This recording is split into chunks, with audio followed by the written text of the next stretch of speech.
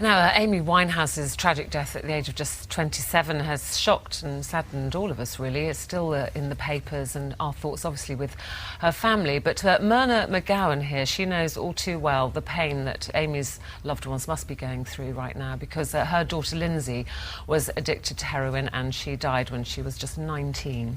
Now, I think it's fair to say that Myrna wants Linzi's death to act as a warning to other drug users, other parents, other youngsters, and she's here this morning to tell Linzi's story. And we've got the psychologist Emma Kenny as well. Very good to see both of you. Myrna, our condolences to you.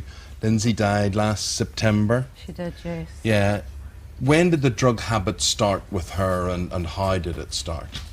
I believe she was dabbling when she was around 15 years of age, but by the time she reached 17, she was taking heroin. Myrna, did that make her unusual, or would you have known other people that she was with, and you know, her circle of friends, or do you suspect or know that it was going on elsewhere? She had two circles of friends, right. The ones that didn't take drugs and the ones that did take drugs. Yeah. But she was very secretive about the other circle of friends. Yes. You know, I was never introduced to them. And Myrna, here's the question I suppose parents want to know. How do you know? How did you find out? How did you suspect? Our behaviour, our speech on the phone sometimes. She always had an excuse. She would come in and I'd say, I don't like the look of your eyes, and she'd say, I've been upset tonight, I've been crying. You know, she became secretive. Did you ever actually confront her right out and say, are you taking drugs, yes. Linzi? Yes, and she denied it. But the plus side was, at one stage, she came to you and she said, Mum, help me, I need help. I need help. Tell us about that. It was just an ordinary Saturday, and she just came and sat down and said, Mum, please, you'll need to help me, I'm on heroin. And, you know, and then she started crying. And I went into a panic because I didn't know what to do. Made a few phone calls. Was told that I could help her. I didn't need any professional help. Well, who do you phone? What's the first person? I would think I'd probably phone a doctor, I suppose. I did take her to the doctors on the Monday to get her checked over, you know, and ask their advice. And they offered her methadone, but she didn't want to take methadone. She said she'd probably become addicted to that. She wanted to do it cold turkey. But then that is very, very difficult to do, and I would imagine for you, horrendous. Awful to watch. So what happened? What were the symptoms? How did that affect her and you? Yeah, well... Cold turkey we're talking about. Yeah, right, yeah. So, right.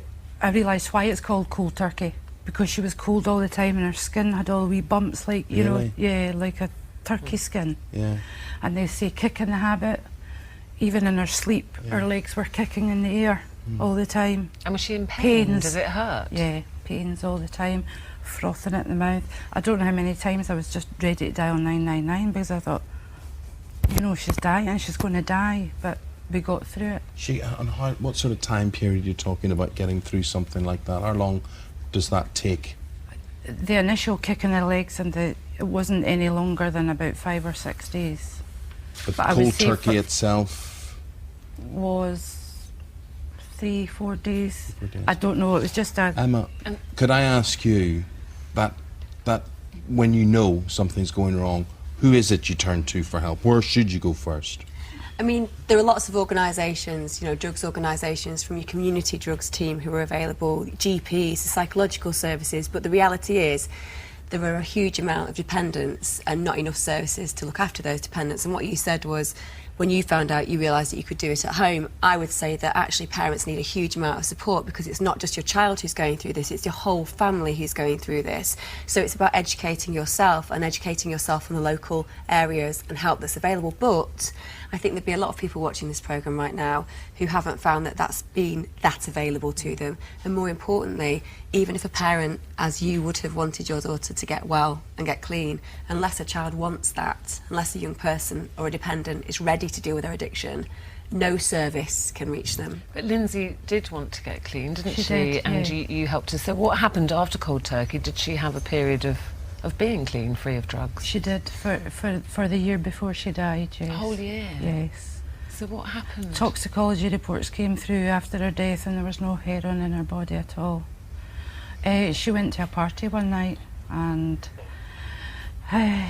took methadone, a shot of methadone, which none of us understand why she took, because she knew that it was lethal. You know, if you've no heroin in your body, a small amount can be lethal. Right. And she knew that? You think she knew that? Everybody, everybody said, all our close group of friends said that Linzi knew this. So we just don't understand why she took this shot of methadone. But you know, I suppose the one thing, Emma, that we should all bear in mind, don't dabble in them, because if you do and you're hooked, or you try this, you experiment, and you say, well, I'm not hooked, but I can try recreational drugs, whatever, there's always a risk. The problem is that we have so many people who are functionally dependent. So everybody grows up with this idea of being invincible, that they're different, it won't happen to them. Of course, because we couldn't survive life unless we had that viewpoint. The problem is that recreationally, you might start taking a drug, you might have lots of fun, you might be okay for a while, but you've got to imagine that life changes, and therefore addictions can change with that. Your dependency can grow, and it's only when a drug dependency becomes chaotic, such as you can't go to work and everybody's knowing that you can't cope financially, then it becomes present and prevalent. Until you're ready to take control of your dependency, it will take control of you. And saying stay away from it, I want to go, to every young person watching, every adult working, deal with your dependency and stay away from it. The reality is, if that were possible, we would have no young people getting engaged. Peer groups are so powerful, and as a parent, you've got to educate your children. And influences of people in the public eye, and we have the awful tragedy with Amy Winehouse at the weekend. When you saw that and you heard that, did that bring everything back to you again? It did, yes. Yeah? Yeah, I felt for her parents immediately. You know, I understand, I knew what they were feeling. That awful, the worst news that you could ever hear, that your child's died. Sure. Yeah. So sad. Linzi, Marina, if there are parents watching this morning and they have a child that they suspect might be taking drugs, what would your advice be today to them, having Just been through everything you've been through? Be there for them, believe in them. They're going to have to come to them. As I say, they're secretive. They'll not admit, you know, because Linzi always thought that she could give up whenever she wanted to. And when that time came, she realised she couldn't. And Emma, what do you think the lesson is, or the moral of the tale, or the legacy of Amy Winehouse will be as regards drink and drugs? I mean, the theory is today that people are saying that Amy may well have been clean, and there may have been some reaction to her body being starved of these drink and drugs for a while. Who knows? But the fact is that she was there, she was into it, she was a high-profile person, and youngsters are influenced by this. That's the thing about drugs and any kind of addiction. It takes no prisoners. It doesn't matter whether you've got £1 billion or nothing. The truth is it levels you. You are equal in the fact that all you are in the end is an addict who risks your lives. So to anybody who's a parent who might suspect that their child is taking drugs, don't tolerate it. And I don't mean don't tolerate your child. Tolerate your child with love, but don't tolerate the drugs. You've got to get help. Thank you very much indeed. Myrna, thank you so much for telling us your story and talking about Linzi. Thank you very much indeed. Thank you. If you'd like any information, any advice, if you're worried about drug addiction, as we were saying there, maybe you're worried your child might be taking drugs, you can go to our website, itv.com/this morning. Lots of help and advice and helplines for you there. We'll be back after the break.